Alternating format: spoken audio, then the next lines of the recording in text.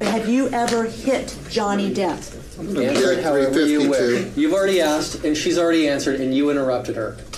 Ms. Heard, have you ever hit Johnny Depp prior to today? Junction Vegas at times. Everyone on this side of the room, please.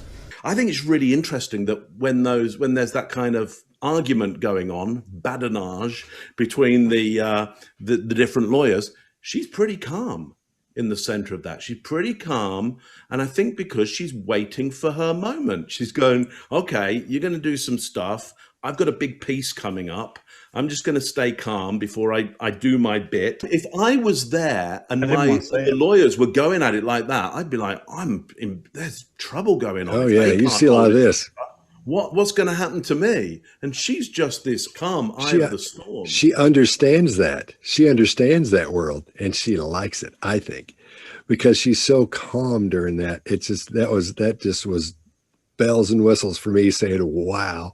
The more duress people are accustomed to, the more comfortable they get. When she is in the midst of these people in the courtroom freaking out, I think it's very interesting how she scans each one of them individually to see whether or not they're on her side. Granted, that's my opinion, but I think a person who is telling the truth about being abused and all this stuff is probably less likely to turn and then scan each person individually. I thought that was a very interesting point here.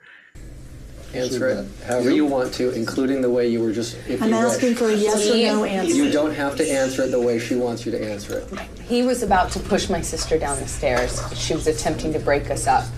I am protective over my baby sister. Her baby sister, by the way, is a fully grown adult. When she goes into the thing about protecting her sister, you see that request for approval. That's the only place you see it. When she's demonstrative, she never denies hitting Johnny Depp in this thing, which is an interesting piece. She simply rationalizes it.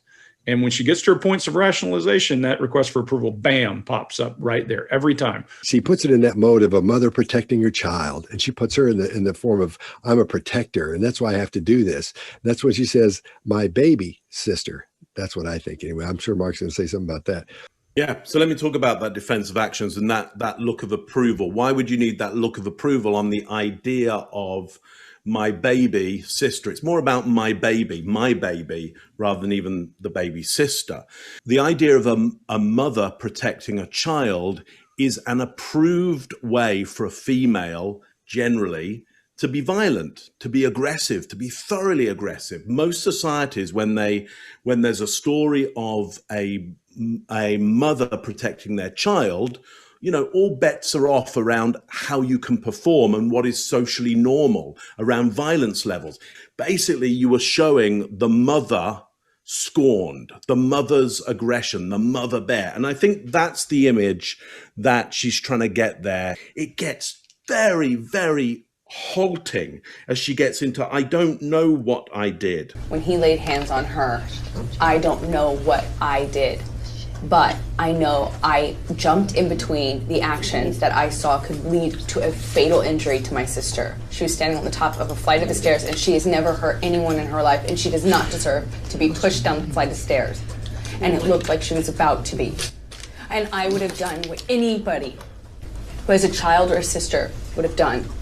There's genuine grief on the forehead the moment she says somebody who had a child or a sister. As if those two were the same thing. I acted defensively in her life. I saw her standing on top of a flight of stairs and trying to interrupt a fight in between him and I. I don't know what part of my body I put in between me and him and her. But I would have done anything.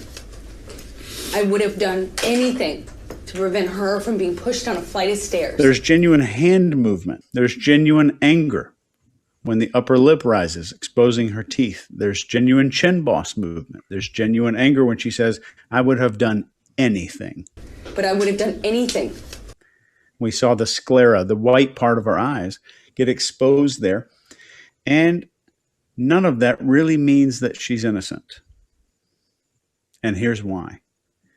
A person who is doing that, who might have egged on a situation. So they're fighting. She might have caused a situation, may or may not have. and then the sister gets involved, absolutely she's going to protect her sister. Whether or not she was the causal factor of that is not part of this question and not part of this statement that she's making here. So whether or not she was an abuser or she was domestically abusing Johnny is not part of this statement. So her answer is genuine in the fact that she's angry of being questioned that she was there to protect her sister. I don't think she's mad here. I think she's feigned this. This is fake, and I don't think she's got anything. When somebody is being angry, or they're trying to pretend they're angry, you'll see them squint their eyes and go, "I'll tell you what I want to do, so and so."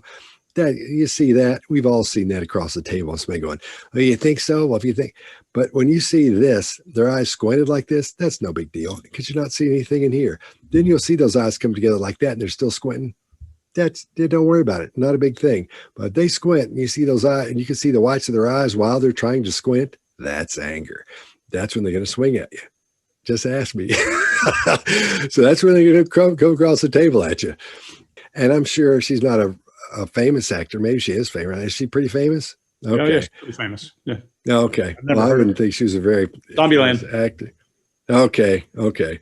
She's worried about herself and she wants to look good in this. That's the only thing that bothers her. We see her trying to. That's why we see some things that people will call micro expressions as she goes through and shows her teeth and opens her mouth too wide and starts leaning in and doing those things. But I would have done anything. I would have done anything to prevent her from being pushed down a flight of stairs. Now, there are some of the indicators of anger there, but Scott's right. There aren't all the indicators of anger there. I think this is a prepared piece that is designed to ramp up into some anger and the image of the mother so that the audience get a sense of, we know exactly why you may have done something that you maybe don't even remember because you were a mother protecting your child at that point. But yes, for me, it lacks some of the elements of real anger, potentially because that mother protecting the child maybe wasn't there at the time. And so the real mother's anger isn't actually installed. I think what you're seeing is indignation rather than anger, right? How dare you ask me this question? And she's prepared for that question. As she's sitting loading for this question, she does what I call lip grip. Her lips compress, her eyelids flutter as they're asking a question. Then she launches at them almost like, okay, you asked for it. And then she starts down this path. And I see indignation. I see bam, bam, bam, bam. Regardless, let me also say, motivation to the way a person behaves can be very different to what happened. Just because it may be something she caused, I don't know that, or it may just simply be the way she remembers it. Remember, I've interrogated many people who've been in a firefight or those kinds of things, and they can't remember the firefight because that's recorded in a different brain. That's recording in your limbic thought system. And now you're recalling it with your thinking brain, and your story is going to be all kinds of shadowy and messy. Happens a lot of times to people who are traumatized. You can't get real facts. You get what they felt when they finally do get to it, and lots of animation. Never mind. Everybody that I've read and everything I see about this relationship looks like it might have been pretty tumultuous. So it might have been a normal thing for them to go this way. So I think it's indignation at the story and her having to defend herself. And I think her story is well thought out and well prepared, even if she can't remember what happened exactly. And I would honestly tell you, I think she might remember that he was about to push her sister down the stairs, whether it's true or not. That's what she's working on, is memory from whatever altercation they had. And who knows what happened in this house? There's allegations they were throwing beer bottles or full bottles of vodka and pots and pans and all kinds of stuff at each other. Yeah. Listen, if I was hanging out with Johnny Depp, I would expect to be throwing beer bottles. I would have arrived going, Johnny, when do we start throwing the beer bottles, mate? Because let's have this one. Let's go large. Well,